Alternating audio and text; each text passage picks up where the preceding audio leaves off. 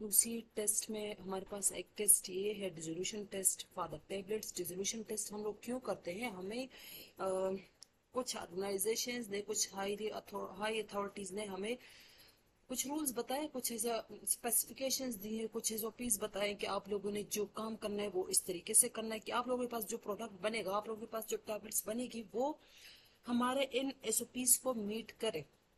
अगर नहीं करेगी तो आप लोगों का प्रोडक्ट जो है वो मार्केट में नहीं आ सकता, क्योंकि ये पेशेंट की सेफ्टी के लिए क्या है, पेशेंट जो है इसके साथ जो है इसकी सेफ्टी के साथ पेशेंट के लिए ये रिस्क है कि वो ऐसा एक प्रोडक्ट ले जो जिससे वो ठीक ना हो सकता हो, जिससे मजीद वो खराब हो जाए, पेशेंट की जो डिजीज है वो मजीद सवेयर हो जाए। तो ऐसा प्रोडक्ट हम लोग क्यों जो है वो मार्केट में लॉन्च करें, ऐसा प्रोडक्ट जो है वो क्यों मार्केट में आएगा?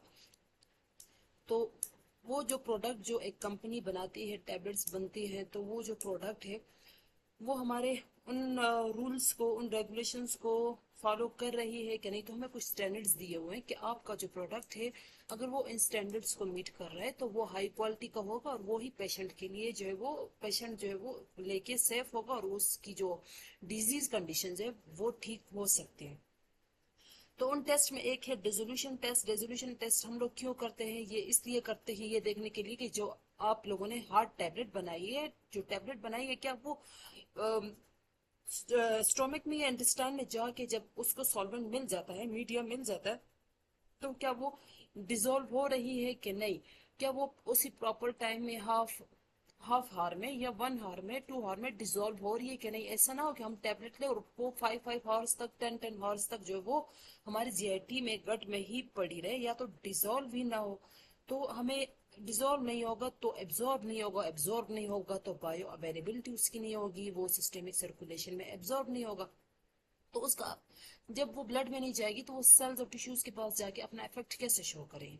तो इस वजह से हम लोग डिसोल्यूशन टेस्ट करते हैं। ये जो बॉडी की जो अंदर की जो अंदर जैसे वो टैबलेट जो है वो डिसॉल्व होती है, उसी तरह की कंडीशन हम लोग लैब में डेवलप करते हैं, और इसी तरह कंडीशंस पे हम लोग क्या करते हैं, टैबलेट की डिसोल्यूशन चेक करते हैं कि आया, जिस तरह हम लोग टैबलेट जो है वो लेंगे औरली तो गट में वो जाके डिसॉल्व होती है कि नहीं। तो हम लोग क्या करते हैं, इन विट्रो कंडीशंस, लैब में ऐसी कंडीशंस जो है वो, ऐसी कंडीशंस पे टेस्ट करते हैं जो कि हमारी बॉडी में वो वाली कंडीशंस जो है वो पाई जाती है, और उस पे हम लोग जो है वो अ, अपनी टैबलेट को चेक करते हैं कि डिसॉल्व होती है कि नहीं होती।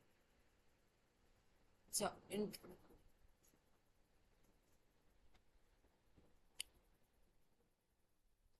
A drug can permeate the intestinal mucosa only it is in its dissolved state, के इंटेस्टाइन से, हमारी गट से ड्रग तभी एब्जॉर्ब होगी जब वो डिसॉल्व स्टेट में होगी। जब तक वो डिसॉल्व नहीं होगी तो वो एब्जॉर्ब नहीं होगी।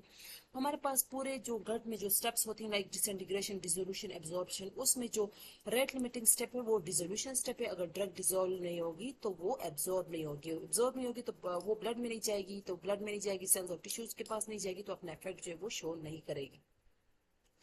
तो इसी वजह से हम लोग जो है वो क्या करते हैं, डिसोल्यूशन जो है वो इनविट्रो डिसोल्यूशन डेटा निकालते हैं किसी टैबलेट के लिए कि किस तरह से वो डिसॉल्व होता है। तो हम लोग क्या करते हैं, इन इसी यहाँ पे कुछ इन टेस्ट से हम लोग ड्रग की डिसोल्यूशन से हम लोग इसको कोरिलेट करते हैं उस ड्रग की बायो अवेलेबिलिटी के साथ, कि ड्रग जो है वो डिसॉल्व होगी तो उसकी बायो अवेलेबिलिटी हमें जो है वो मिलेगी। नॉइज और विटने ने सबसे पहले जो है वो रिसर्च की थी, उन्होंने ये इस चीज पे स्टडी की थी कि कैसे जो है वो ड्रग, सॉलिड्स और लिक्विड्स जो है वो डिसॉल्व होती हैं। उसके बाद ये डिसोल्यूशन और ओरल बायो अवेलेबिलिटी का जो रिलेशन है वो 1951 में एडवर्ड्स ने स्टडी किया था। उसने क्या किया था कि एस्प्रिन की टैबलेट की डिसोल्यूशन और बायो अवेलेबिलिटी को कोरिलेट किया था। अच्छा, फिर ये जो एडवर्ड की इसी बात को फिर मजीद 1960 में स्टडी किया गया। तो यहाँ पे स्टडी जब किया गया बहुत सारी ब्रांड्स पे, तो उन्होंने क्या किया, यहाँ डिसोल्यूशन डेटा को ड्रग की एफिकेसी, उसकी इफेक्टिवनेस, इवन के उसकी टॉक्सिसिटी के साथ जो है वो रिलेट किया। एडवर्ड के इसी एक्सपेरिमेंट को, इसी स्टडी को मजीद 1960 में स्टडी किया गया और डिसोल्यूशन को लिंक किया गया एफिकेसी के साथ, किसी ड्रग की इफेक्टिवनेस के साथ, कि ज़ाहिर ड्रग डिजोल्व होगी, एब्जॉर्ब होगी, तभी उसकी एफिकेसी आएगी, तभी वो इफेक्टिव होगा, तभी उसकी टॉक्सिसिटी आ सकती है, वैसे नहीं आ सकती।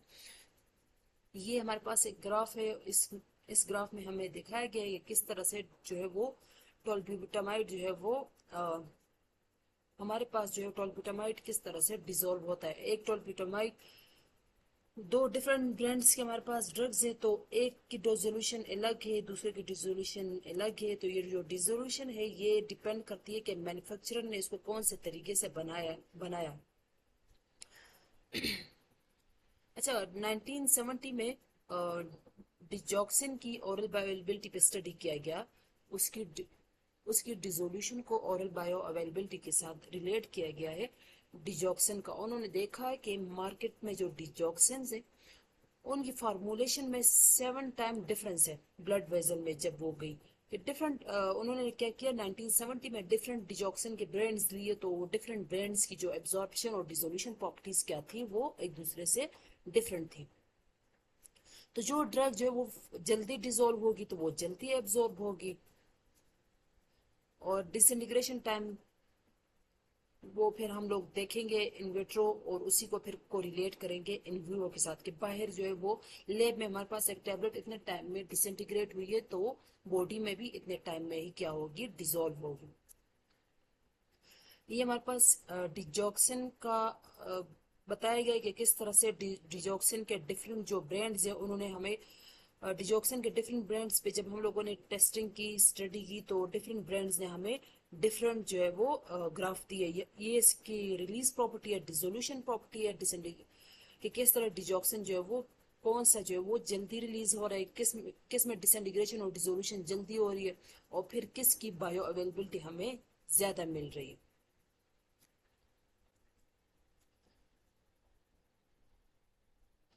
तो डिसोल्यूशन से हमें क्या पता लगता है, डिसोल्यूशन इंडिकेटर है ओरल बायो अवेलेबिलिटी का, कि एक चीज जो है वो डिसइंटीग्रेट हुई है और डिसोल्व हुई है तो तभी वो एब्जॉर्ब हुई है और हमारे पास उसकी बायो अवेलेबिलिटी आएगी।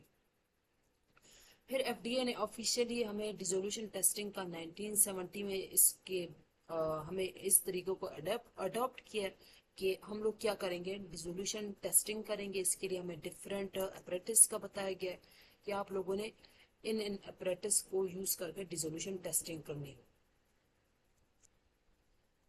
अच्छा, इनविट्रो डिसोल्यूशन टेस्टिंग के लिए हमारे पास क्या रिक्वायरमेंट्स चाहिए होती है, रिक्वायरमेंट्स क्या है इसकी। हमारे पास बहुत सारे डिफरेंट टाइप के अपरेटिस हैं।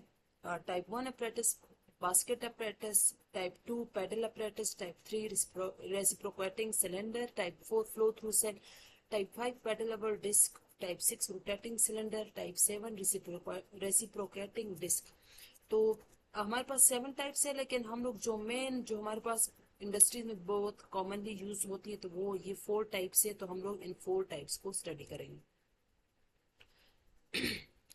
तो जो हम लोग वॉल्यूम लेंगे, डिसोल्यूशन मीडियम लेंगे, वो मीडियम कौन सा होना चाहिए, वो होना चाहिए जो हमारे स्टोमिक का, जो हमारे इंटेस्टाइन का है, जहाँ पे वो हमारी ड्रग जो है वो जाके डिसइंटीग्रेट और डिसॉल्व होती है। टेम्परेचर कौन सा होगा, जो हमारी बॉडी का है वो ही इसका क्या होगा, उसके इस सोल्यूशन का, इस मीडियम का टेम्परेचर होगा।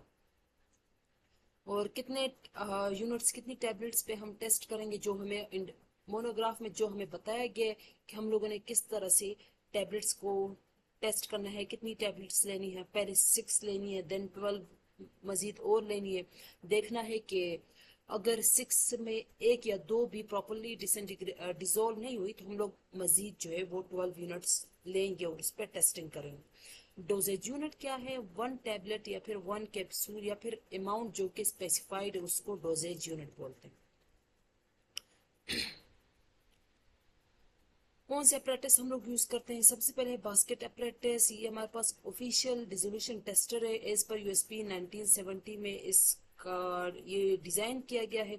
इसके कंपोनेंट्स क्या है, इसमें हमारे पास जो है डिसोल्यूशन बास्केट अप्रेटिस में ये हमारे पास वेजल होती है। वेजल में यहाँ पे एक मोटर होता है जो कि इस स्टिरर को क्या करता है, घुमाता है, और फिर यहाँ ये है, इस ये क्या है, ये शाफ्ट है, यहाँ पे ऊपर यहाँ पे मोटर लगा होता है जो कि इस शाफ्ट को तेजी से घुमाता है। और ये है सिलेंडर, और ये है सिलेंड्रिकल बास्केट जिसके अंदर हम लोगों ने अपनी डोजेज फॉर्म जो है वो रखी हुई है, टैबलेट या कैप्सूल। ये हमारे पास वेजल है, और वेजल का जो बॉटम है वो क्या है, राउंड सर्कुलर है, राउंड शेप में है। और इसको हम लोग रखेंगे किस चीज के अंदर, इस वेजल को, यहाँ पे हमारे पास क्या होगा, वाटर बाथ होगा, जिसका जो टेम्परेचर है कितना होगा, जो हमारी बॉडी का टेम्परेचर है 37 डिग्री सेंटीग्रेड। अच्छा, वेजल का जो बॉटम है वो हेमिस्फेरिकल है, ये हमने देख लिया। हम लोग अगर 1 लीटर का वेजल है तो उसकी हाइट और डायमीटर, और अगर 2 लीटर या 4 लीटर का है तो उसका हाइट और डायमीटर ये होगा। फिर ऑपरेशनल रिक्वायरमेंट में ये कि शाफ्ट एक्सिस जो है वो less than or equal to 2 millimetre deviation कर सकता है from the vertical axis of the vessel. Smooth, वो जो हमारे पास सिलेंडर में ये जो शाफ्ट है ये क्या करेगा, स्मूथली रन करेगा, ज्यादा इधर उधर हिलेगा नहीं। और इसकी जो स्पीड है वो +-4, जो हमें स्पेसिफिक स्पीड बताई है उससे +-4 में वेरी कर सकता है। और ये जो बास्केट है ये हमारे पास स्टेनलेस स्टील टाइप 316 का बना होता है, जिसके ऊपर गोल्ड कोटिंग भी होती है कभी कभार। वेजल से बॉटम का और बास्केट का जो डिस्टेंस है, ये बास्केट और इस वेजल का जो डिस्टेंस है ये 25 ± 2 मिलीमीटर होता है। और डोजेज यूनिट को हम लोगों ने उस बास्केट के अंदर रख देना है और टेस्ट को स्टार्ट कर लेना है। तो ये हमारे पास ये जो स्टिरर है या फिर ये शाफ्ट, ये तेजी से घूमेगा, इसकी speed 25 to 150 revolution per minute है। और यहाँ से जब हमारे पास ये पूरी टैबलेट डिजोल्व हो जाएगी कैप्सूल, तो हम लोग सैम्पलिंग, ये हमारा सैम्पलिंग पॉइंट है। सैंपल ना इस बीकर के साइड से लेना है ना यहाँ से लेना है, बल्कि मिड से भी मिड के इस साइड के मिड पे आके हम लोगों ने यहाँ से अपना सैंपल पॉइंट लेना है, ना ही बिल्कुल टॉप से लेना है, मिड वे से लेना है, ताकि हमारे पास जो रिजल्ट है वो प्रोसेस से आ सके, हमें जो पता लगे कि प्रॉपरली ये चीज जो है, ये टैबलेट जो है वो डिजोल्व हो चुकी है। ये हमारे पास बास्केट है, बास्केट में ये टैबलेट हमारी रखी गई है, और ये बास्केट की पोजीशन है कि इसकी पोजीशन जो है वेजल से कितनी हो, अकॉर्डिंग टू यूएसबी और अकॉर्डिंग टू बीपी इसकी ये वैल्यू है कि आप लोगों ने इसको इतने डिस्टेंस पे रखना। फिर हमारे पास पेडल अपरेटस है। पेडल अपरेटस में क्या होता है, इसमें यहाँ पे जैसे वहां पे पीछे बास्केट अपरेटस में बास्केट थी, यहाँ पे क्या है, ब्लेड टाइप के पेडल लगे हुए हैं, और ये पेडल जो है वो हाई स्पीड के साथ मूव करता है। यहाँ पे ऊपर जो है वो, यहाँ पे ऊपर मोटर लगा होता है, और उस मोटर जब घूमता है तो ये शाफ्ट भी तेजी से घूम रहा होता है सर्कुलर डायरेक्शन में, और ये पैडल भी सर्कुलर डायरेक्शन में घूम रहा होता है। और हम लोग डोजेज फॉर्म को कहाँ पे रखते हैं, इस वेजल के बॉटम में अपनी टैबलेट या कैप्सूल रख ली। लेकिन कभी कभी ऐसा होता है कि जो कैप्सूल टैबलेट है ये ऊपर को ऐसे उठती है, तो हम लोग इसको यहाँ पे कंट्रोल करने के लिए कि ये जो टैबलेट या कैप्सूल ये ऊपर को मूव ना करे, तो यहाँ पे सिंकर लगा देते हैं। सिंकर क्या करता है, इसको होल्ड करने के लिए ये टैबलेट को इसी जगह पे होल्ड किया जाए, और फिर ये हाई स्पीड से मूव करेगा। और फिर हम लोग टाइम, हमें जो मोनोग्राफ में दिया गया होता है कितने टाइम तक ये मूव करेगा, और इतने टाइम के बाद ये जो टेबलेट है ये क्या हो, ये मस्ट डिजोल्व हो। अगर नहीं होगी तो हमारा जो बैच है वो फेल हो सकता है। और ये हमारे पास जो है वेजल है, जिसका जो है हेमिस्फेरिकल बॉटम है। इस वेजल को हम लोगों ने रखा है, कहाँ पे रखा है, वाटर बाथ में, जिसका टेम्परेचर जो है वो 35-37 डिग्री सेंटीग्रेड होगा, जो हमारी बॉडी का होगा।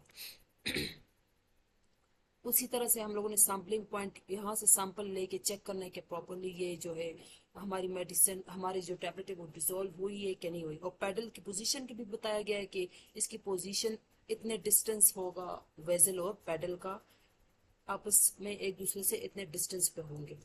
और स्पीड का भी बताया गया है कि इसकी speed 25 to 150 revolution per minute होगी। अच्छा, डोजेज फॉर्म को फ्लोटिंग से बचाने के लिए हम लोग सिंकर यूज करेंगे। सिंकर क्या है, ये वायर हेलेक्स है, नॉन रिएक्टिव मटेरियल है, जो कि टैबलेट या कैप्सूल को होल्ड करने के लिए यूज किया जाता है। अच्छा, अप्रैटिस 1 और अप्रैटिस 2 को क्या बताया गया कि हम लोग इसको कब यूज़ करते हैं, जब इमीडिएट रिलीज डोजेज फॉर्म हो तो उनकी टेस्टिंग के लिए हम लोग जो है वो अप्रेटिस 1 और अप्रेटिस 2 जो है वो यूज़ करते हैं। और इसका तरीका क्या है कि हमारे पास डिसोल्यूशन मीडियम होगा, उसका टेम्परेचर 37 प्लस माइनस 0.5 होगा हमारे पास, और मोनोग्राफ में जो हमें सब कुछ उसका टाइम वगैरह दिया होगा उसी के मुताबिक हम लोग उसको रन करेंगे। फिर हमारे पास apparatus 3 है, रेसिप्रोकेटिंग सिलेंडर। इसको अभी तक जापानी फार्माकोपिया ने एक्सेप्ट नहीं किया, ये हमारे पास 1991 में इंट्रोड्यूस हुआ है रेसिप्रोकेटिंग सिलेंडर। इसको हम लोग कब यूज करते हैं? Ideal for estimating drug release profiles across different GIT parts. ये मॉडिफाई रिलीज फॉर्मुलेशन के लिए और एक्सटेंडेड रिलीज प्रोडक्ट्स के लिए और जीआईटी कोटेड प्रोडक्ट्स के लिए हम लोग जो है वो रेसिप्रोकेटिंग सिलेंडर यूज करते हैं। अच्छा, इसमें क्या होता है, हमारे पास एक सिलेंडर होता है जिसका फ्लैट बॉटम ग्लास वेज जिसमें फ्लैट बॉटम ग्लास वेजल होता है, और इसकी जो डिजाइनिंग जो बनाया गया होता है वो स्टेनलेस स्टील टाइप 316 से ये बना होता है, और एक मोटर होता है साथ में। आगे इसको डायग्राम से समझते हैं कि ये कैसा होता है। अच्छा, ये रेसिप्रोकेटिंग सिलेंडर में हमारे पास दो सिलेंडर होते हैं, एक एक्सटर्नल सिलेंडर और एक इसके अंदर इंटरनल सिलेंडर। इस इंटरनल सिलेंडर के अंदर हम लोग अपनी डोजेज फॉर्म टैबलेट या कैप्सूल जो है वो रख लेंगे, और फिर इसको ऊपर नीचे से, ये बॉटम कैप है और ये टॉप कैप है इस सिलेंडर के ऊपर, तो ये टॉप कैप और ये बॉटम कैप इसके ऊपर लगा देंगे। और ये इसका क्या है, ये मेटालिक राड है इसके ऊपर, यहाँ पे ऊपर मोटर लगा होता है। और ये कैसे मूव करता है, ये ऐसे सर्कुलर में मूव नहीं करता जैसे वो पिछली दो ऑपरेटर्स सर्कुलर में मूव कर रहे थे हाई स्पीड के साथ। ये जो रेसिप्रोकेटिंग सिलेंडर है ये अप एंड डाउन जो है वो मूव करता है, ऊपर नीचे मूव करता है, ऊपर नीचे मूव करता है। और इसकी ये जो स्पीड है और इसका जो ऊपर को उठना और नीचे को आना, ये डिस्टेंस हमें मोनोग्राफ में दिया गया होता है कि हम लोगों ने इस सिलेंडर को कितना ऊपर उठाना है और कितनी डिस्टेंस से उसको वापस नीचे लेके आना है, किस चीज में, यहाँ पे नीचे हमारे पास उसी तरह का वेजल होगा जिसमें ये reciprocating cylinder up and down move करेगा, और ये वेजल वाटर बाथ में रखा गया होगा जो कि इसका टेम्परेचर मेंटेन करेगा।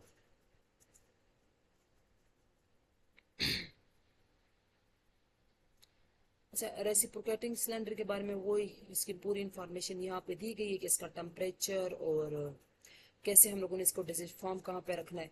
अच्छा, एक चीज यहाँ पे बताई गई है कि इसके 5 डिप्स पर मिनट जो है वो इक्विवेलेंट है किसके, 50 revolution per minute in paddle apparatus.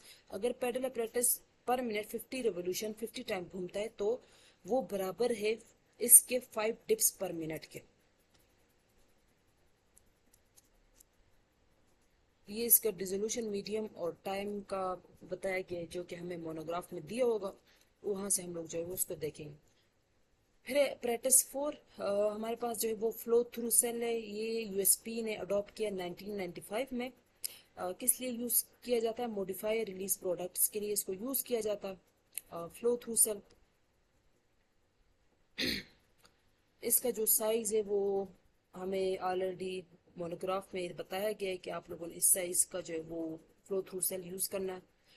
A reservoir and a pump for the dissolution medium. अच्छा, इसके ये पार्ट्स है, इसमें कौन कौन से पार्ट्स होते हैं, इसमें फ्लो थ्रू सेल होता है, एक रिजर्वायर होता है, एक पंप होता है, वाटर बाथ होता है, टैबलेट होल्डर होता है।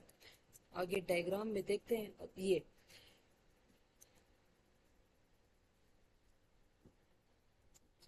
यहाँ पे ये क्या है, ये मीडिया रिजर्वायर है, यहाँ से जो मीडिया है ये मूव करेगा आगे थ्रू द, और ये सिरिंज पंप जो है ये इसको क्या करवाएगा, यहाँ से इसको मूव करवाएगा आगे हीटिंग कॉइल से, जो इसका टेम्परेचर 37 डिग्री सेंटीग्रेड तक मेंटेन रखेगा। फिर ये जो फ्लूइड है ये ऊपर को मूव करेगा, ऊपर यहाँ पे हमारे पास एक 5 मिलीमीटर का लार्ज बीड रखा होता है, ये बीट है लार्ज बीट 5 मिलीमीटर का। और यहाँ पे छोटे छोटे जो है ना, ये ग्लास बीड्स हैं जो कि 1 मिलीमीटर के होते हैं। यहाँ पे इन बीड्स का साइज डायमीटर का बताया गया है। जो स्मॉल बीड्स है 1 मिलीमीटर के होते हैं और जो लार्ज बीड्स हैं वो 5 मिलीमीटर के 5 मिलीमीटर के होते हैं। और फिर जब ये जो मीडिया है ये ऊपर को मूव जब करता है तो इन बीड्स में इतने प्रेशर से ये सिरिंज पंप इसको ये पंप करता है कि जो बीड्स हैं ये मूव करते हैं।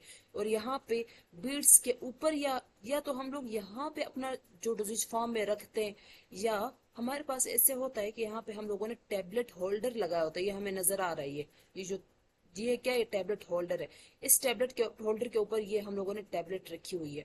तो ये जब हाई स्पीड से ये मीडिया इधर आएगा तो ये ग्लास बीड्स में मूव करेंगे। जब ये मूव करेंगे तो इस मीडिया में भी जो है मूवमेंट आएगी, और ये जो हमारी टैबलेट है ये क्या हो जाएगी, डिसॉल्व हो जाएगी। आगे क्या है, आगे फिल्टर लगा हुआ है। ये फिल्टर जो है ये जो डिसॉल्व पाउडर होगा, जो टैबलेट जो डिसॉल्व हो जाती है प्रॉपरली यहाँ पे, उस डिसॉल्व सोल्यूशन को फिल्टर करके यहाँ से ये मूव करेगा आगे कलेक्टर में, इसको कलेक्ट कर लिया जाएगा।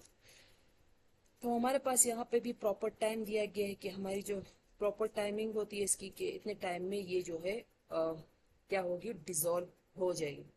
पंप जो है ये डिलीवर करता है 240 to 960 ml पर हार, जो मीडियम को जो सोल्यूशन है, सॉल्वेंट है, उसको डिलीवर करेगी। सर टेस्ट प्रोसीजर क्या है ग्लास बीड्स, वो मैंने आपको पीछे बता दिया। उसी तरीके से क्या करना है कि हम लोगों ने अपना टेस्ट जो है वो परफॉर्म करना है। सब चीज़ें हमारे पास मोनोग्राफ में प्रेजेंट है, बीपी यूएसपी में। उसी के अकॉर्डिंग हम लोगों ने अपना जो मेथड है वो रन करना है। अच्छा, ये हमारे पास एडवांटेजेस और डिसएडवांटेजेस हैं कि कौन सा किस अप्रेटिस के क्या एडवांटेजेस है और किस अप्रेटिस के क्या डिसएडवांटेजेस है। तो हमारे पास ये एडवांटेजेस और डिसएडवांटेजेस का टेबल है, जो कि आप लोग खुद रीड कर लें कि कौन सा हम लोग कब और क्यों यूज करते हैं और कौन सा क्यों नहीं यूज करते।